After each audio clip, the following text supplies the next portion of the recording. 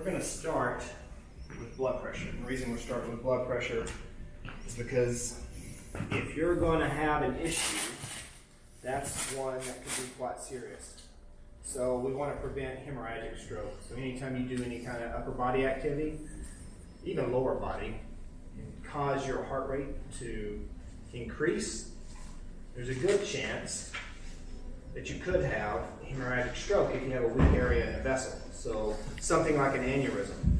So we need to take blood pressure first to make sure your blood pressure is not too high. So if you drank something like caffeine, like coffee, before you got here, your blood pressure could be higher than normal. That's fine if you did. Not a big deal. What we'll do is if it's higher than normal, we won't freak out about it. We'll just have you not drink it when you come to next class. You can bring it with you so you can drink after. We'll do your blood pressure again. And then if it's normal levels, we won't worry about it. Now, one reading does not mean you have hypertensive. You're not hypertensive.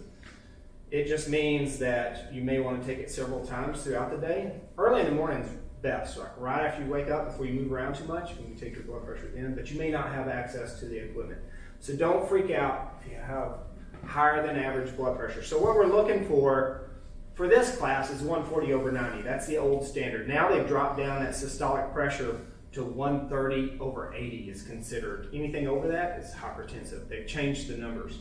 120/80 is average. So that's really what we're shooting for. Anything below that would be good. So I slid this automated cuff on the inside of my arm.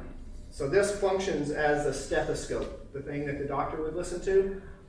This machine's doing that. So you've got to be really still. You want to keep your legs straight because you have a huge artery in there, femoral artery, and if you keep your legs bent, it's like putting a kink in a water hose. It will cause your blood pressure to go up. Arms are straight, or as straight as you can get them. Just let them rest on your legs. Do your blood pressure. Try not to talk when this is going on. You just push the button. It'll take your blood pressure. It'll give you two numbers.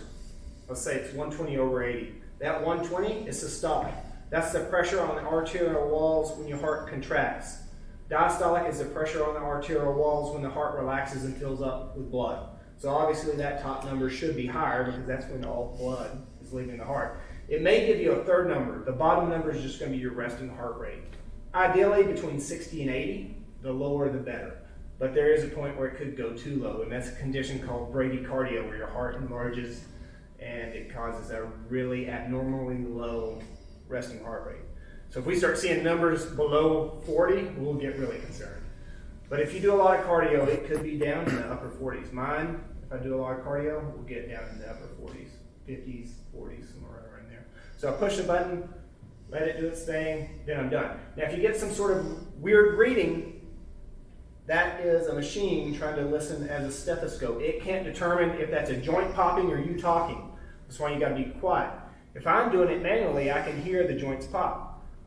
So the first time it hears a noise, that's systolic pressure. The last time it hears it is diastolic. That's how it determines systolic versus diastolic. I do the same thing, but I can distinguish between sounds. It can't. That's why you got to be quiet and let it do its work.